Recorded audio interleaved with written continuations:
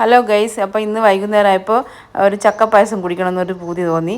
അപ്പോൾ എന്തായാലും ചക്ക വാങ്ങിക്കൊണ്ടുവന്ന് നിരാശയുടെ അപ്പോൾ പാൻ അടുപ്പത്ത് വെച്ചിട്ടുണ്ട്. അതിലേക്ക് നെയ്യ് ഒഴിച്ച് ഇനി ചക്ക കുറച്ച് മുറിച്ചിട്ട് അത് ഇട്ട് നല്ലോണം ഒന്ന് വഴറ്റുക. ബാക്കി കുറച്ചെടുത്തിട്ട് നമ്മൾ മിക്സിയിലൊന്ന് അരച്ചെടുക്കുക. അതൊരു ഫ്ലേവറിന് വേണ്ടിയിട്ടാണ്. ഇനി അതിലേക്ക് കുറച്ച് വെള്ളം ഒഴിച്ചിട്ട് ഒന്ന് വേവിക്കാൻ വെക്കുക. ഇനി നമുക്ക് ഇതിലേക്ക് കടലപ്പരിപ്പും പിടി ഉരുട്ടിയതൊക്കെ ഇടണം. ഈ പിടി ഉരുട്ടുന്നത് നമ്മൾ അരി നല്ലോണം ചൂടുവെള്ളത്തിൽ കുഴച്ചിട്ട് പിടിയാക്കി ഉരുട്ടിയിട്ട് ഇതിലേക്ക് ഇട്ട് കൊടുക്കുക. അതൊന്ന് മൂടി വെച്ച് ആവി കൊള്ളുമ്പോൾ അതും വെന്തോളൂ. അതിന് ശേഷം കടലപ്പരിപ്പും ഇട്ട് കൊടുക്കുക. കടലപ്പരിപ്പ് പൊതിർന്നത് കൊണ്ട് വേഗം തന്നെ വെന്ത് കിട്ടും.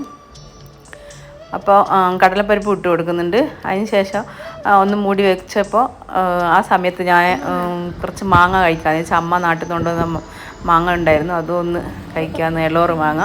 ഇനി നമുക്ക് മധുരത്തിന് കുറച്ച് വെള്ളം ഒഴിക്കുന്നത് ഉണ്ടായിരുന്നു, അതും ഒന്ന് ഒഴിച്ചു കൊടുക്കുക. ഇനി നമ്മൾ അരിപ്പൊടി കുഴച്ച് വെച്ചില്ല, അത് കുറച്ച് കലക്കി ഒഴിച്ചു കൊടുക്കണം. എന്തിനാണെന്ന് വെച്ചാൽ കുറച്ചൊന്ന് തിക്നെസ് കിട്ടുക.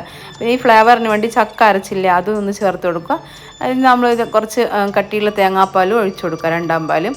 അതൊന്ന് തിളച്ചതിന് ശേഷം നമ്മൾ ഫസ്റ്റ് എടുത്ത് വെച്ച കുറുകിയ തേങ്ങാപ്പാലില്ല, അതും കൂടെ ഒഴിച്ചു കൊടുക്കുക.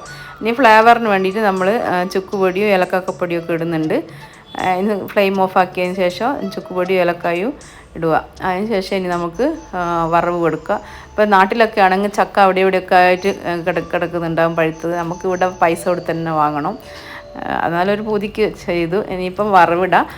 തേങ്ങാക്കൊത്ത്, നെയ്യിൽ വറുത്തത്, പിന്നെ അണ്ടിപ്പരിപ്പും മുന്തിരിയൊക്കെ ഇട്ട് അടിപൊളി ഒരു വറവ് ഇട്ട് ചക്കപ്പായസം ഇവിടെ റെഡി ആയിട്ടുണ്ട്.